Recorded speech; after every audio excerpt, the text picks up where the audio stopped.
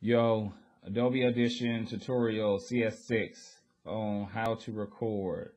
It's not going to be a long tutorial. Just going to talk about a few things in recording. And first thing I like to do is go to Edit Preferences and go to Audio Hardware Setup. You want to make sure that your default input and your default output are set to whatever your USB, like your audio interface or your mixing board, whatever you got it running through, set that to that. You know what I mean? I keep my latency at 30. I keep my sample rate at 44,100. After that, just click OK. You know what I mean? And you're generally ready to start. Okay, the second thing, you know what I mean, is just dragging and dropping your track. You know what I mean? Drag and drop your track in there. Loads up. Okay.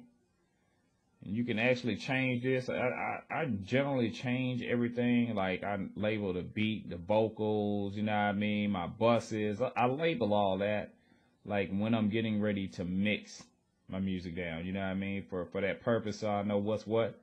But you can actually just go ahead and label that beat and just click enter.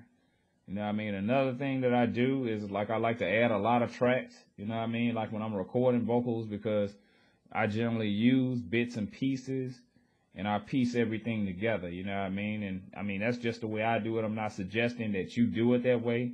Find what works for you, you know what I mean? There is no right or wrong way to do this, you know what I mean? So just find what works for you. And if you want to add other tracks, you know what I mean, you would just generally go Alt A, you know what I mean? And that's going to add another track in here, as you can see. That's track 7, just Alt A, you know what I mean? Track 8.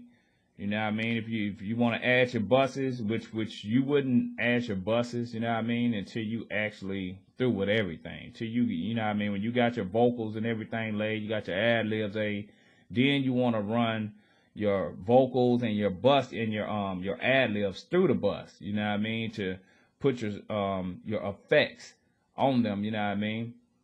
And like for my effects, I'm using Waves 9. I mean, I think Waves 9 is a really great program, you know what I mean. I actually think Adobe CS6 is a great program too. I started out using Adobe Audition 3, you know what I mean, and I loved it a lot. It really took me a long time to switch to Adobe CS6, but when I did, I found that I had a better sound quality than Adobe 3. You know what I mean? Way better sound quality. You know what I mean? So and it's quicker. It's a lot quicker, you know what I mean? So you know what I mean, upgrade to CS6 if you're still on 3.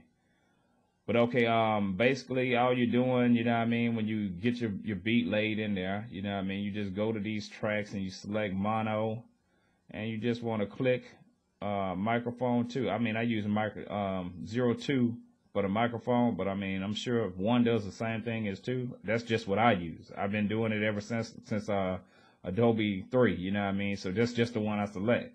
You know what I mean? I'm generally sure it's probably no difference.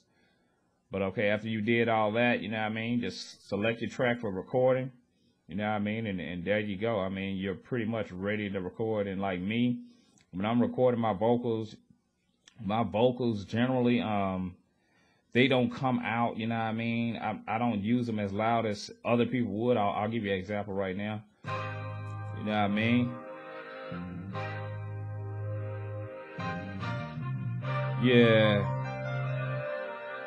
Yo. My culture defines my character. You know what I mean?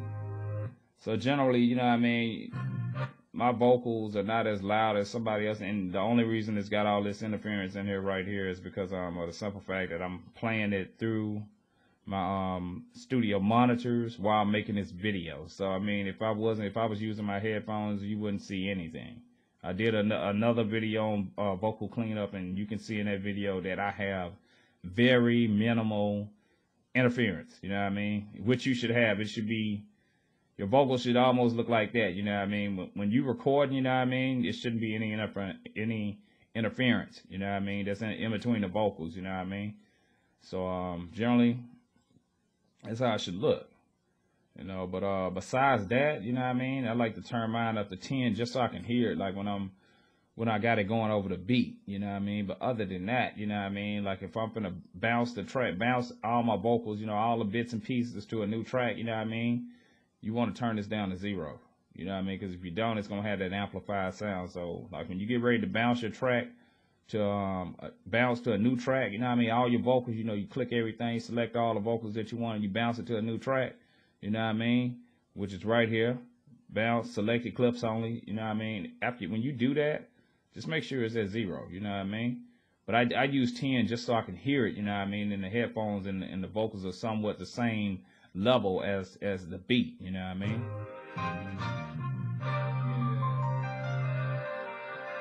You know what I mean? And it can be louder if you want to. It's just whatever you want. I mean, I do that so I don't have any clipping. That's just how I do my stuff, you know what I mean? I ain't trying to, you know, like down talk how somebody else do their stuff. I mean, like I say with this, is no right and wrong way. You know, it's what gives you the best sound. So, I mean, that's basically it. Thank you for watching this video, and please subscribe.